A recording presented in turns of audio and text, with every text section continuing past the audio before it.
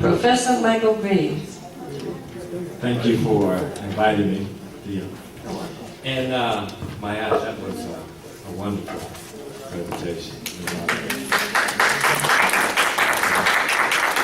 Now, as an educator in itself, hearing this is an additional problem that we have with education. This type of presentation should not be on the outskirts of education. Because right now our schools don't teach anything about this. It's real simple as an educator to understand the outcome of where humans are. If we give you a poor education, you'll make poor decisions in life. You need the information so you can make smart decisions. This is yet another example of something that should be in education. What has often amazed me is that we pay for these institutions to educate our children. But our children in this education is not meeting our needs. So we understand we have a health problem in our community. But what classes are we teaching to show us how to eat better? We understand we have problems with broken families. But what classes are we teaching to bring those families back together? We have a problem with unemployment in our community. It's the highest in the African American community out of all other groups. What classes are we teaching on how to fill that gap? So we have a system of education that refuses to bend to meet the needs of the people who pay for that education. And we have presentations like this, which should be in every classroom. Because if our youngsters, juvenile diabetes, when we say juvenile diabetes and when we talk about bad eating habits, we're talking about people who will not live long on this earth.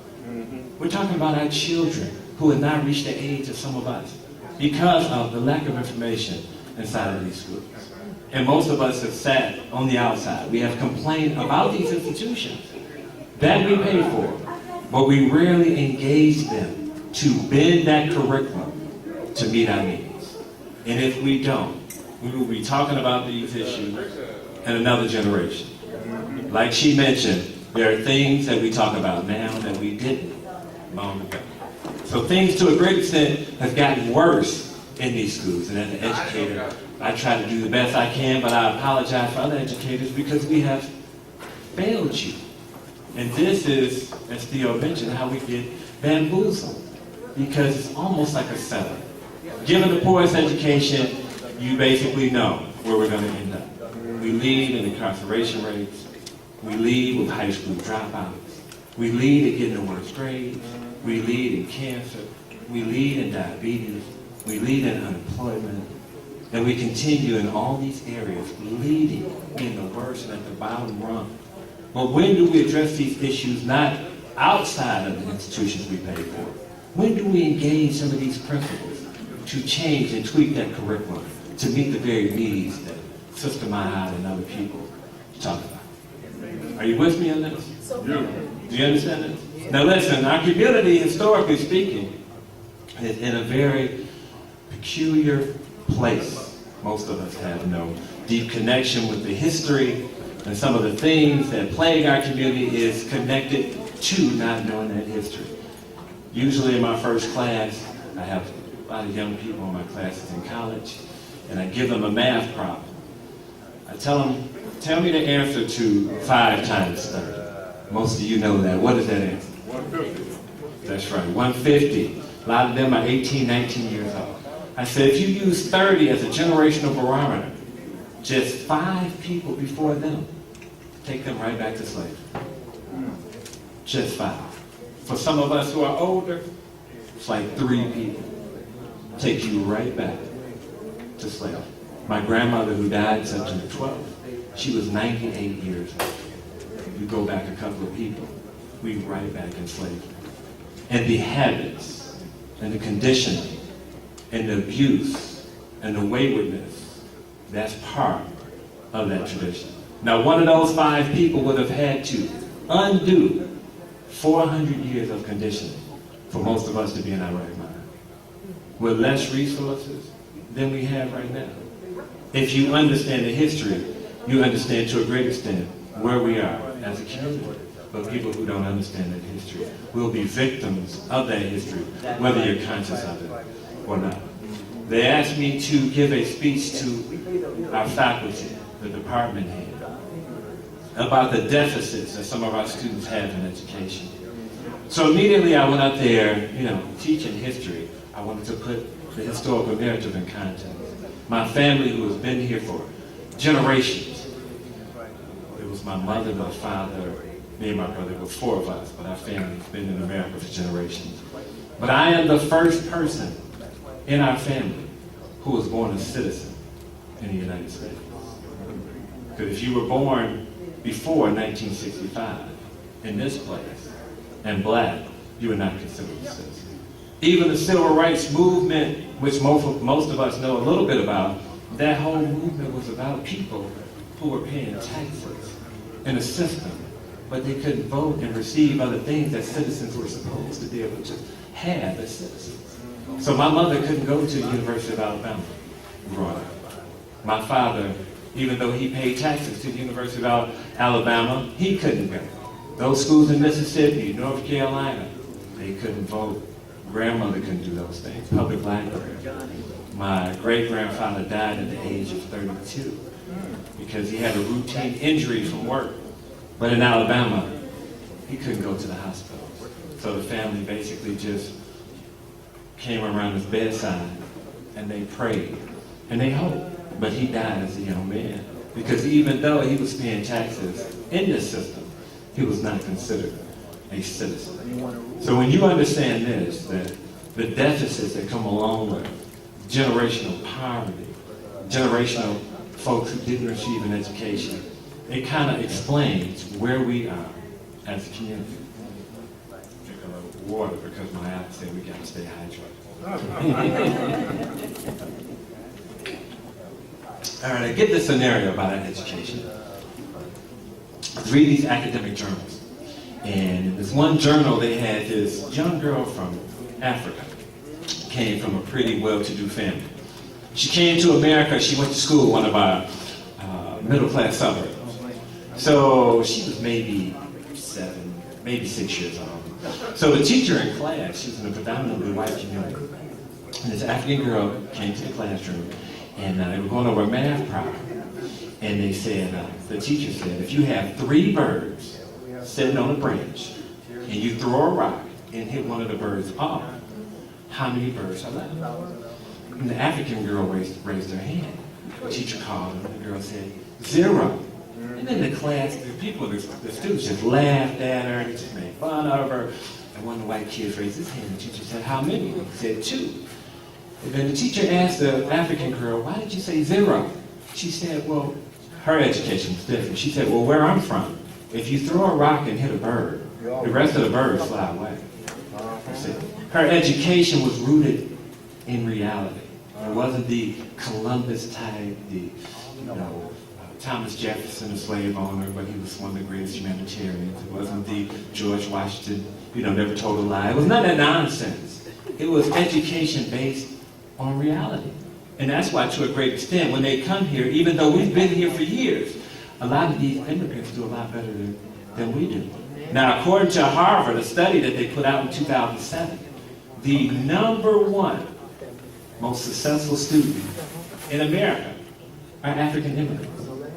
They are outperforming the Asians, whites, Hispanics, everyone. And they are also the group, and my aunt might like this, that when they come here, out of all the people who come to America, they are the healthiest people when they arrive. But when they start on the Western-based junk food diet, their bodies tend to resemble a lot like the rest of ours. But they come from a different tradition. And we have a school system that focuses on one tradition and one tradition only. And it handicaps other people to make better decisions about health. Most of us can't because we've only been taught one way. The schools are not allowing other things to be part of that curriculum. And that's a problem that we must address. I often try to engage principals, and I'm sitting across the desk from principals who look me in the eye and basically ask me, why are your legacy and the trials and tribulations, why is that important? Why should our kids know about what you went through?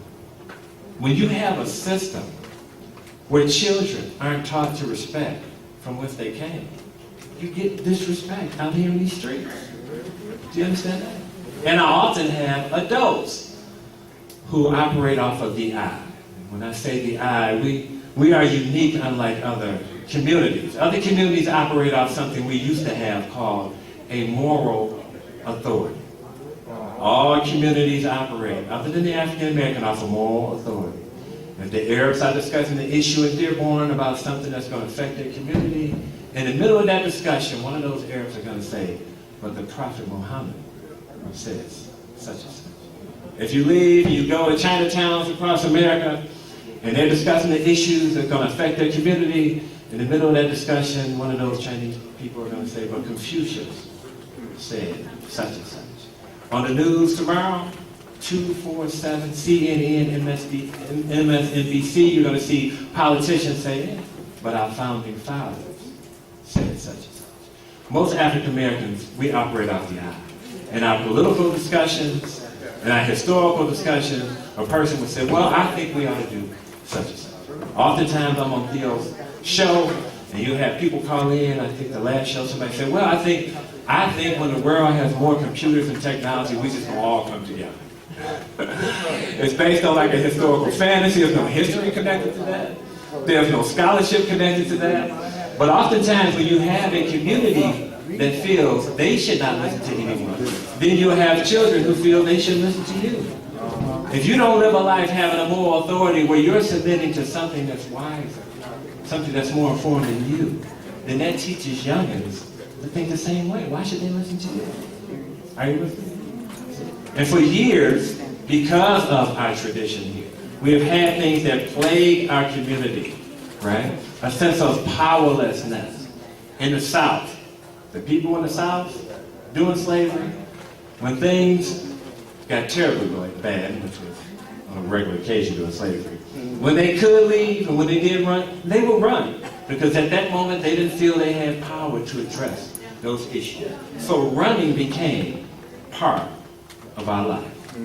Okay? When we were in Jim Crow in the South, millions of black people felt that the sheriffs were corrupt. Members of the Ku Klux Klan, Emmett Till, what we do? We ran. We went to the north. A lot of us packed our stuff up, went to the north, hoping for a better life. When things got bad in the north, some of our urban cities, what did we do? We ran. But just understand that tradition produced people, my generation, Generation X. We saw a community, to a great extent, who was unwilling to deal with and face the problems when they were confronted with these problems. They simply just moved away. You simply just run. And then you gave birth to us. And that's what we did, because we watched you do it. So when she was 17 or 18, and if she called me and said, hey, I'm pregnant, you know what black men do disproportionately when they hear that? We run. You know what happened when we get challenged and it get a little rough in high school? You know who drop out the most? We run. We get in college that first year, different environment, a little tough, we run. In our relationships, instead of working it out, talking and engaging each other, finding out what the problems are. You know what we do in our marriages more than anybody else? Yeah, we run more than anybody else. So we've been conditioned because of this history. At a time, we had to run because we didn't have the power to deal with the forces. But that became part of our everyday life. And our children, to a great extent, we're part of that legacy. This is why understanding that history, just like understanding health, is so important to make wise decisions today. Because we raise children right now, and to a great extent, the vacant streets and this mass movement over the last 20, 30 years, we say it's getting bad. But you know who we're running from, right? Our 15 and 16-year-old children. That's the only crime out there. When we say it's bad, we're not talking about 50 and 60-year-old people. We're talking about our 15 and 16-year-old children that's motivating the adults to leave and abandon their community. Just understand something. If you can't get your 15 and 16-year-old children to respect you, nobody else in the world ever will. And when people see us coming to their community, they know why you're there. You're coming to be governed by another group of people because you have failed to rein your children in check. You're running away from your 15 and 16-year-old children and have you scared. So the house that you love and the neighbors that you love, these children that you run and flee. You understand? Running is this thing, but this historical connection to running is something that we need to understand. That is not the only way we can deal with problems. When we talk about our health, we need that additional information to understand, to make better choices so we can live longer. My students, to a great extent, and other teachers can echo this, but reading. We want our children to read while we don't read in front of them. They rarely see us reading. But the studies tell us that people who know more, they live longer lives. So if you want your children to live a longer life, you better get as much knowledge in that child as possible. Because see, we don't have an epidemic of college professors dying out here in these streets. Our judges, they're not dying in great numbers out here. Our attorneys, our lawyers, these people live a long life. It's the people who know the least in our community. The poor, the education, a lot of those children won't live long because they're skillless. They have basketball skills. You can't run a family on basketball skills. You can't bring a community together dunking a basketball, knocking a ball over a fence. The skills that we need to sustain ourselves. Our children are engaged in rapping, basketball, football. A lot of these poor schools don't give them the skills to make it. So when they graduate, they could have been carpenters, but they don't know anything about carpentry. Math scores are terrible. I heard last week on television of all the EAA schools, I think it's 13 or 14, not one child was math proficient out of all the schools. Not one child. What kind of future do you think those children are going to have? What kind of jobs do you think they're going to have? And if they don't have jobs, they're still going to eat. How do you think they're going to eat? And if we don't do anything about what we know is coming down the pipeline of children who don't have skills, don't know math, unemployed or both, how do you think they're going to eat? They're going to try to eat off you, one way or the other. So a lot of us far removed from education, haven't been in high school and college for years. I understand that. But let's just say if you love your house, there's a relationship with the equity in your home and how good the schools are in your community. Are you with me? The greater the schools, the better the schools, the more valuable your home is. This investment you have made over 30 years. So even if you don't see the academic need to get involved, there's a communal need because it enriches your investment that you have been paying for 30 years. So when those schools, the poorer they get, the less value, less equity you have in your home. Let alone the crime that's going to be associated with people who aren't math proficient and they get out here and can't get a job. Do we understand this? Okay. This is how important education is at meeting our needs. We desperately, and I do this, and Theo and I have done this on occasions, and went and talked to principals and things like this about trying to get the educational institutions that we pay for to meet our needs. And it's a struggle. Some people feel it's not necessary. Because right now, the way the system is, the typical life of a black person, we send our kids to go to school from kindergarten to college to learn all about white people. And after they graduate, we hope they get a job working for white people, whereby they will save up money over time to buy a house so they can go and live with white people, where they hope to have children that they can send to school to go with white people. Where's your return in this scenario? The doctors and the lawyers and all the things that we become, we're mad on the peripheral. We want residency law because we have raised some children who have the mindset now, they don't want to live with you. So we're mad. We want the law to come in and make these kids live with us. The Arabs don't have residency law because they teach their kids to love Arabs. And when they become professors and doctors and lawyers, they come back to the people who they've been taught to love. You shouldn't need a law to make your own offspring come back and wrap their arms around you.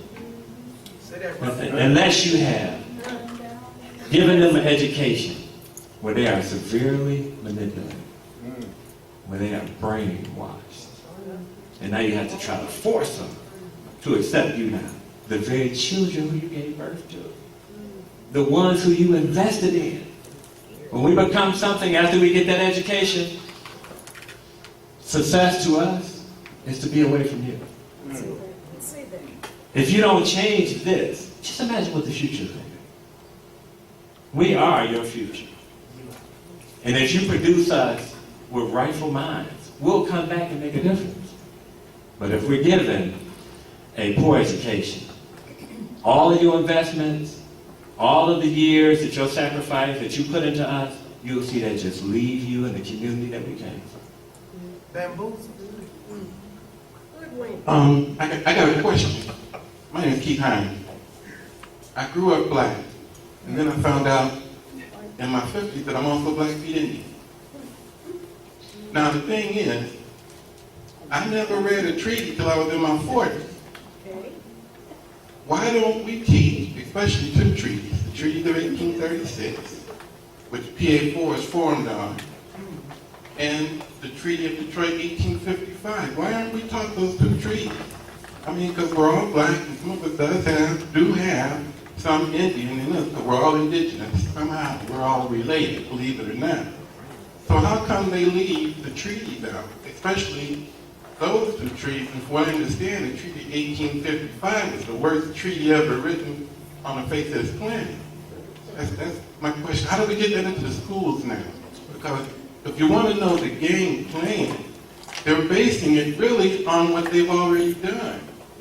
In the, what is it, Treaty of Greenville, 1795, 96, one of those. That concerns the Great Lakes. First thing they did was take the water. They bought all the property all around the land, pushed the Indians in. They made them have to buy water. So how come we're not taught, because you're saying everything right, I'm just listening, the pattern is repeated, and we're allowing it. Yeah.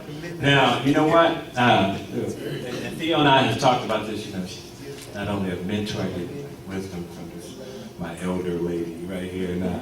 So we often talk about this. And I tell people, when I go somewhere and talk, and people ask me, what's wrong with the educational system? As an educator, nothing. This system was designed for one child, and one child only.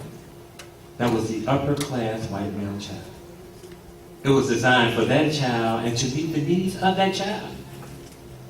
When I talk about the system, I'm talking about changing the system to meet our needs. But the system in itself, for the last 400 years, was designed to meet that child and his needs. This is why education in a nutshell goes something like, like this. The white man is the father of history. The white man is the father of sociology. The white man is the father of philosophy. The white man is the father of mathematics. The white man is the father of medicine. The white man is the father of astronomy. In our schools, the white man is the father of every single discipline. This is today. Because it was created for when that white upper-class male child came in those classrooms, he can identify with white males. You with me? You go to the Middle East, they're not talking about Socrates and Plato philosophy. They're talking about Muhammad and Khalil Gibran. So that Arab child can see himself and identify. You go to China, you're talking about Confucius and Lao Tzu and Buddha. So that child can see himself.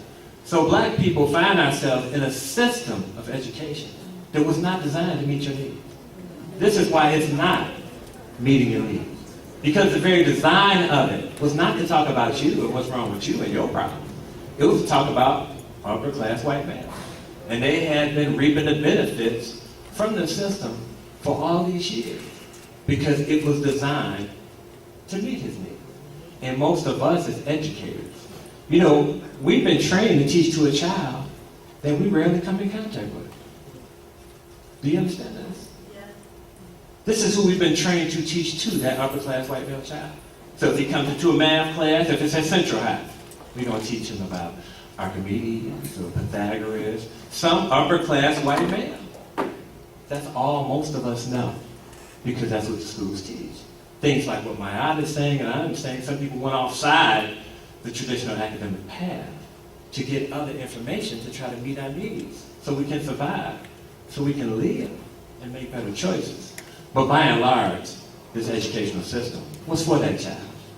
And if you want to change this system, there are typically 3 steps that you do.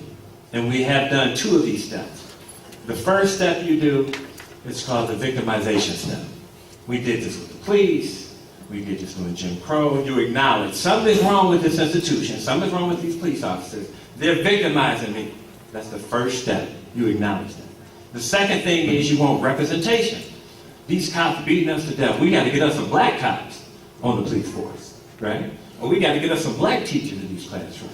That's the second step. We've done that. The last step, which is the most important step, is called agency. The very foundation of the institution, what it was designed for. So now we have black police officers, but the incarceration rate went even higher after we had black police officers. Because the very foundation of the institution was designed to harass black people. See, to lock up black people. So even if you're black and you haven't changed the agency and you work for the police department, the outcome and the results are still going to be the same. Even if a school was designed to help white males succeed and black teachers are there, and you haven't changed the very foundation, the agency, then you become an agent for the agency. You see? It's no different if you were to work for the Klan. You still, if you work for the Klan, you have to change the foundation of it. You're going to be abusing black folks. Because that's the very foundation of the thing. Now, most of our struggles, we haven't gotten to the foundation. We acknowledge that black cops were, the cops were beating us and we got black cops. We're represented. But the foundation of frisk, stop and frisk, that's part of the agency of the institution. You see? So our school, alone in answer to your question, nothing is wrong with our schools, but we must change the schools to meet our needs, just like other communities. And the heirs went to Dearborn, was this 3 decades ago? Mm-hmm. They began to agitate those institutions that they were paying for. They didn't drive up to Lansing. They drove right down the street. School was right down the street from their house. And they're paying for it, and their kids were going there. They're meeting with the principal saying, hey, you know, our kids don't eat some of that stuff in those cafeterias. You need to change that. We speak Arabic. You need to change that. And the Mexicans went to Southwest Detroit. They did the same thing. And they have changed these institutions to reflect their tradition. So now Dearborn looks like part of the Middle East. Yep. Now Southwest Detroit look like Little Havana, or Little Mexico, or someplace. They simply change those institutions to meet their needs, to employ their people, and they're doing that. See? So those people have jobs, the schools are different, all of these things are different now. So, because of the way the schools were designed, there's a lot of things we don't talk about. But staying outside of these institutions and not attacking these institutions, again, that we pay for, is not going to help us. We have to engage them. You with me? Professor Griggs. Yes, sir. Okay, I noticed when I was here earlier, they were talking about the school system and how we had one of the superintendent of schools, we had games, you know, the money come in, and, you know, and things get better and all. And then you get the corrupt ones that come in and they ruin everything. For example, the Benjamin Davis Aerospace School being kicked to the curb where kids is learning real good and stuff, you know.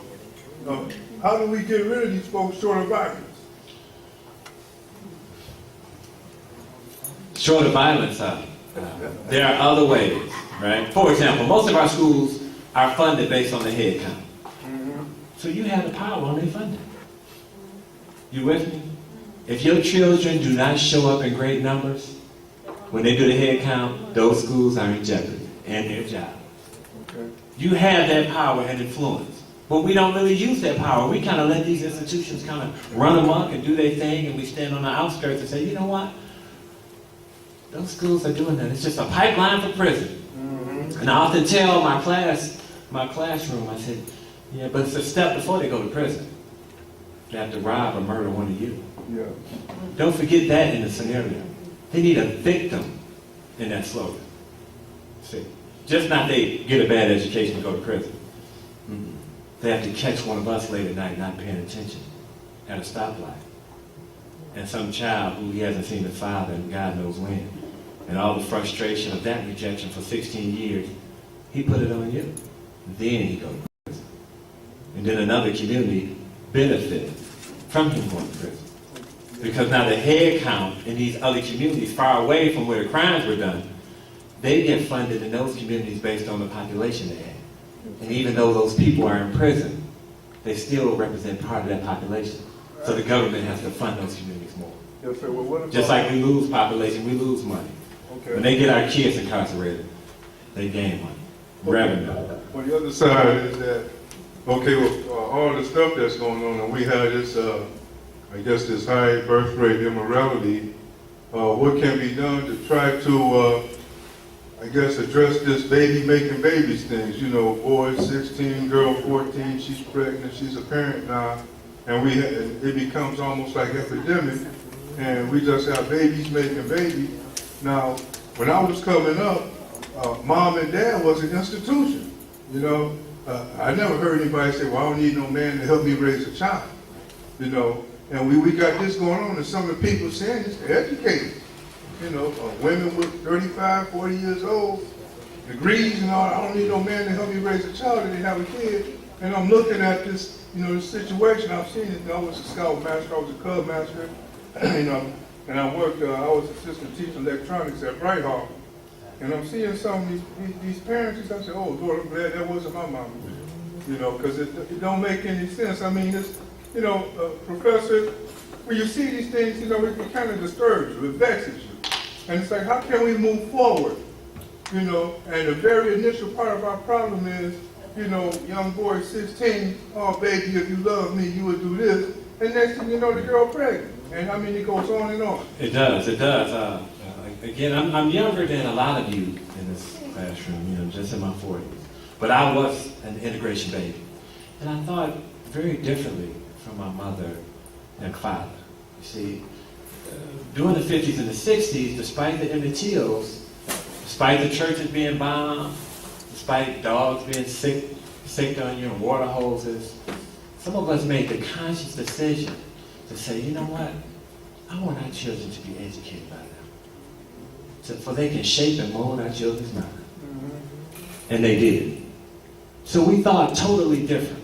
You didn't have gangs and stuff that preyed on black communities before that. The problems that you're talking about, and home invasions and carjacking. My mother's generation, they didn't do that stuff. But her children, Generation X, the ones who were educated by the people who were coming, terrorizing their community. Now we have their education, and now we terrorize you. Because we think a lot like them. They're like our psychological stepfathers. We have their mindset. You know, get rich or die trying. Yeah. Whatever you got to do to get paid, if you got to sell drugs in your own community, to your own relatives. Whatever you do, money at all costs. That was not part of our tradition. Right. See. But shortly after integration, this new education that we have, oh yeah, we're Crips and Bloods, we're young boys and pony downs, we're in gangs, and we just terrorizing you. And you're looking at us, and you say, I don't know what got into these children. But when you allow your children, who Malcolm X talked about this, or Neil Hurst and Carter G. Woodson, a lot of folks are apprehensive about giving our children over to folks who are attacking our communities to educate our children. I said, what kind of outcome? This one psychiatrist, Dr. Bobby Wright, he tried to make a convincing argument to a lot of black folks. He said, you might want to hold off on this. He said, you don't see it now, but you're going to have some children unlike any other children that you've ever seen in America. And he coined a term called menticide.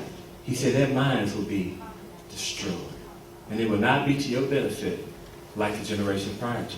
But at that time, the average black person was like, our kids, I grab one of these kids and spank them. If they're not doing right, you know, if it's hot outside, we can sleep outside and won't nobody mess with us. They had a different mindset.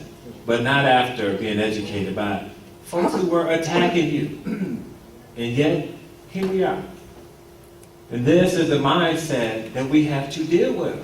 It's not a mindset like Big Mama. Oh no. We don't think like Malcolm. For years as an educator,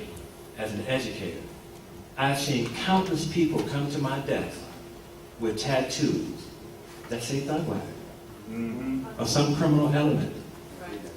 All my years teaching, I've never seen one tattoo that says carpenter, electrician, doctor, lawyer. Because in this place, these people have been manipulated. Because despite this suit, despite the degrees that I have, studying over in Africa, the whole nine, in this place, out there, I'm a thug. That's how the world sees me. And the Mexican, he's a lazy criminal. And the Native American in this place, he's a savage. And the Arab is a terrorist.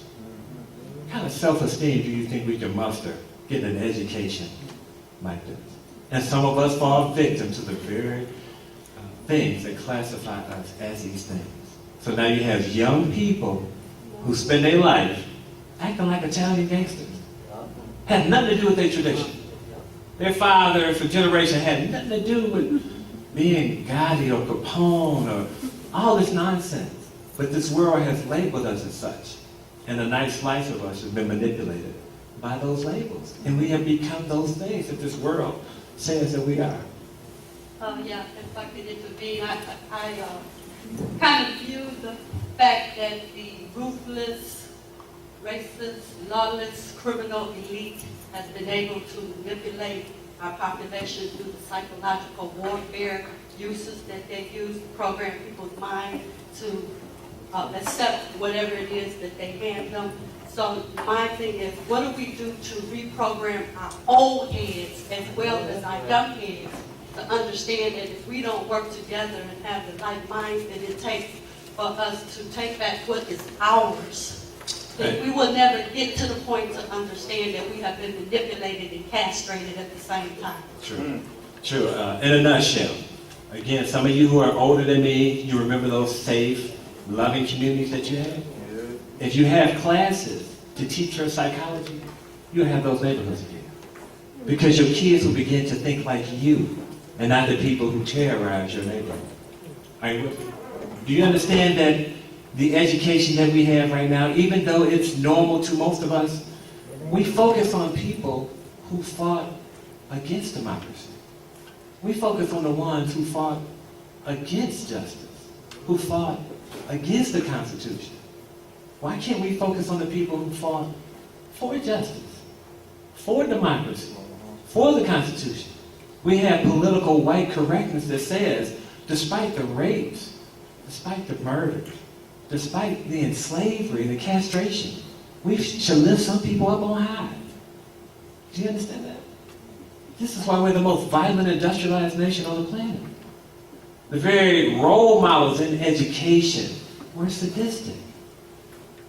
And we teach our children to look up to people who terrorize people their entire life, who put them on Mount Rushmore, who put them on your dollar bills, who hold these people up high. But these folks rape folks their entire lives. King never did anything like that. Du Bois never did anything like that. Malcolm never did anything like that. Mary McLeod Bethune, Marcus Garvey, we have a wealth of wonderful, upstanding folks who fought for the democracy that other people fought against. And this is the nucleus of our education. This is why we're not psychologically whole, you see. This is why we have so much violence. It's like you picking up the Bible and you teach all about the devil and none about Christ. What kind of behavior do you expect to get? as an educator, this is a dangerous thing that we're doing. This is why a very short period of time, after receiving a lot of this education and manipulation, 15-year-olds are like career murderers at 15. Out of all the things in life that they could have become, a lot of our folks are engaged in career criminality. And the schools that they went to, a lot of them, as you mentioned, the teachers, we've turned some of our schools into crime scenes now, where they're robbing the students of their future. And when we see these stories on TV, as an educator, think, what happens? What's the end story to these kids? If you rob them of their future, a lot of these kids are dead now as a result of that. People robbing, making sure they didn't get what they were supposed to get to line their own pockets. There's a real body count connected to these decisions being made in our schools. We only see the stories on the news. This person robbed this person. Well, what happened? What transpired with this 15 or 14-year-old person? Or somebody who wants to shoot a 2-year-old child? What's in the mindset of a person like that? And these are young people. These are not 50-year-old people. How do you get that type of mindset for only being on this planet for a very short period of time? But what really got me, Wayne and our Wiseboro Community Block Club, I worked with some of the youth at my church, and the young girls that praise dancers, I'll make this short, they didn't know who Shirley Chisholm was, but they knew who Beyonce is. They knew who Shirley Chisholm was. Right. These were 13-year-old girls. Yeah. And okay, and I mean, because I know we run short on time, and okay, as a community, if your education is, and what we see in these schools, if you've gotten to the place where you have no respect or very little for the stories about your mother and father, something's wrong with you. Are you with me? This is not a scripture, some rare scripture. This is commandments. You should honor your mother and father so your days on this earth will be long. The Bible is saying if you don't honor the root and the tradition from which you came, you're not going to live long. And as a community, we don't, and we're leaving this earth earlier than any other group in America. The people who refuse to honor their mothers and fathers. In our schools, we make them invisible. And by the time we graduate, we try to move to 42 Mile Road, where our mothers and names would never be mentioned. Then the community, everything about them will be gone. Where I am, unlike other groups, I am father-focused. Our fathers before us, not my opinion, our fathers before us. Malcolm X told us what direction we should go. King shared with us what direction we should go. Elijah Muhammad, Marcus Garvey. Early on, somebody read about Frederick Douglass, W.E. Du Bois. They have all told us, and all of them happen to have one thing in common. They studied about who they are. If we read, our current president said the same thing. That the type of education he had, he suffered from self-hate. It was only when he got into black studies that they gave him a sense of purpose. And he wanted to follow in the steps of his fathers before him. He went to become a community organizer like Martin Luther King and Malcolm X.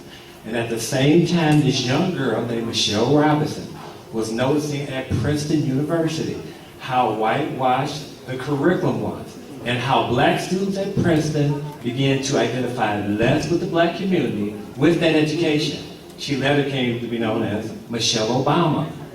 She studied black studies. Oprah studied black studies. Cornel West studied black studies. All of these people who we look up to and revere, if you read their works, they all give credit to black studies.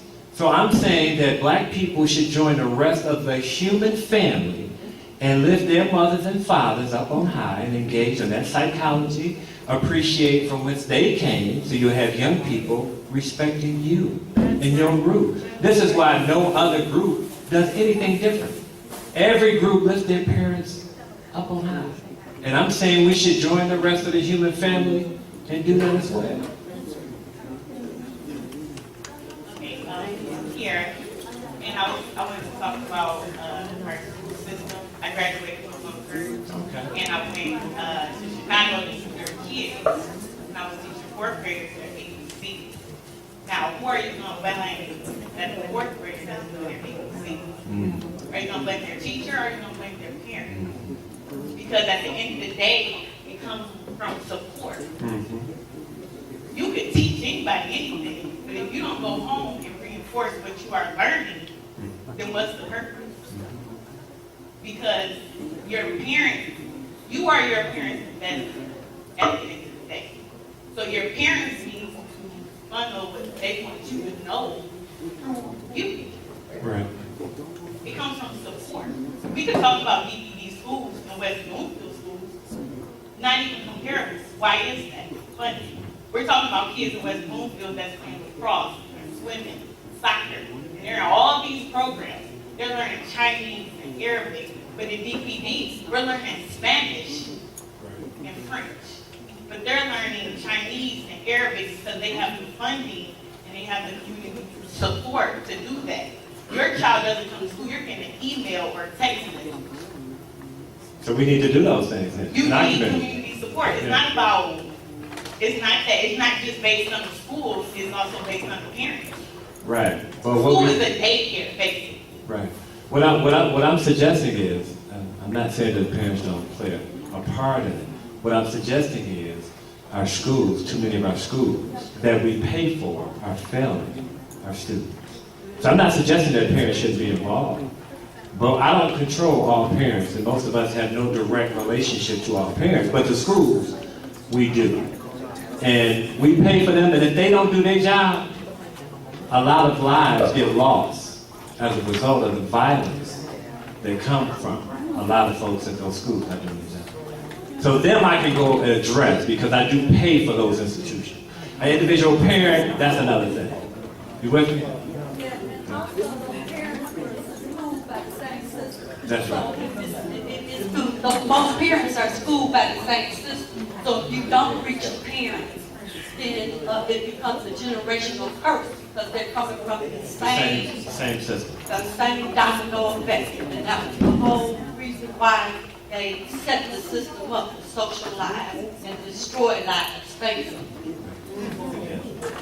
Sylvia has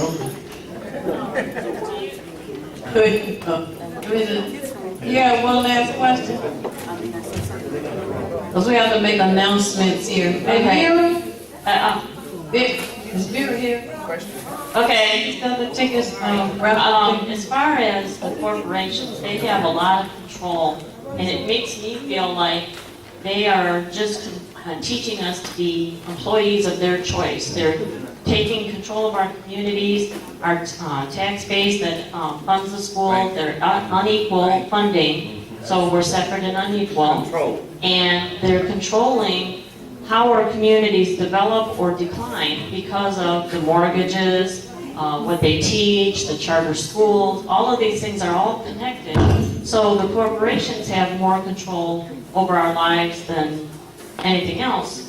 So overcoming that, like what you're talking about, changing the, what we do about it, I think instead of having a meeting indoors, I think we should have it outdoors. So people going by can start gathering, like the old town square. Maybe we should have a Belle Isle book club on Black history or whatever. Do it outdoors where people can just join in and start learning, because I don't think it's happening.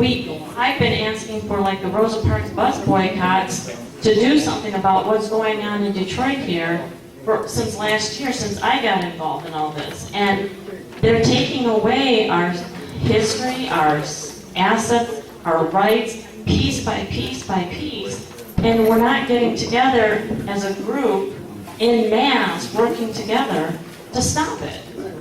So what can we do except get out in the street and do what you're doing and talking about it? We need to talk about it, but we need to get more people to understand. I agree. More people do need to understand, and I'm with you. Everything that you talked about, I've been doing community work for years.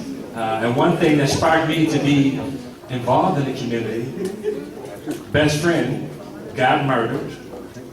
His mother started an organization called So Sad, Save Our Sons and Daughters, used to be right down here on the boulevard, and got young people involved she educated us about the seriousness of crime, the seriousness of carrying a gun, and some of the repercussions that comes with being miseducated.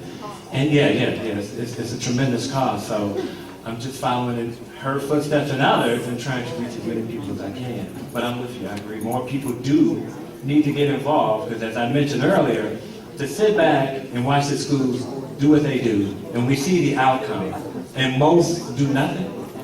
I mean, you can tutor if you want to help offset what's being done, right? You can go to those schools and engage the principals to try to implement some of those things in the curriculum.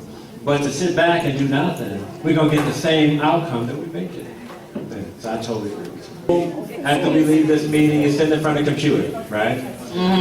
Jennifer Granholm in 2005 used some of our tax dollars to hire some experts who came from around the country to study DPS schools. This was in the Free Press in 2005. The experts studied the schools here, and their recommendation was, from these experts, if you expand black studies at DPS, the academic scores will excel. Say that again. Say that again. Jennifer Granholm hired some experts to come here and look at DPS schools in 2005. Their report was in the Detroit Free Press newspaper. After these experts came here and looked at Detroit public schools, they walked away and their recommendation was, if you expand black studies in DPS, the academic scores will increase. Thank you. Okay. But there's study after study. It's We've not been just my saying that. opinion. It's just study after study. Okay. A last one before I leave. There was the AIMS study that came out a couple of years ago. AIMS. The AIMS study in Arizona. They said if black students have at least one black study class between the grades of 9th grade and 12th grade before they graduated, their reading almost doubled compared to students who didn't. Their math almost doubled, and their writing almost doubled compared to students who never had a black study class. These are real studies out there, and all the biographies, from Oprah to Obama to W. Du Bois, Malcolm X, Martin Luther King, all of them say the same thing. But again, I told you before, we don't have a moral authority, so we operate from the I. And we say what we think. But these studies are out there. Michigan State has these studies. U of M has these studies. Harvard has these studies. Now at this point, it's about, can we get this information in the schools? Are you with me? The 1% wants to step on the 99%. Eliminate Thank you. vocational classes into the public schools. Eliminate information about the ethnic background of our people from the public schools. Yes. Yeah. Because you know what, Or Theo? Negro removal. how And about Theo, you that? know, we talked about that. When other folks got these studies, they learned these studies. We're not talking in the 60s and the 70s. A couple of years ago, Arizona made it a law to ban black studies in all public schools. And any schools taught teaching black studies lose 10% every month until they cease and desist. Are you with me? What law was now. this in? This is a law in Arizona where they ban. Arizona. Yes, Mexican studies, black studies. They have banned these right now. They're banned in public education because people thought they're just. They can do it. So have they showed that the scores are going down? I bet they probably are. Well, they show that when we had those classes, the scores Went go up. But somebody should go down to So Arizona they and Yeah. show teach that there they're going down. Right. history. That's right. Because if I can teach you to That's a respect bad only me, ego problem. you'll respect only me. And in the You'll follow me. interesting, You'll believe in me. But when we have a divergence of ideas in a curriculum, which we should have. and it's so sad that so many people from our ethnic group are moving to Arizona to retire. And you know what, on that note, what you said, after Arizona did that, the UN came in and said that every person should have the right to know about themselves. So people have been voicing, because the studies are quite clear. Now, if we operate and we use this information to our benefit, that's another thing. That's what I'm trying to get. But all the experts have weighed in over this over the last 30 years. Some of us are just, I don't know.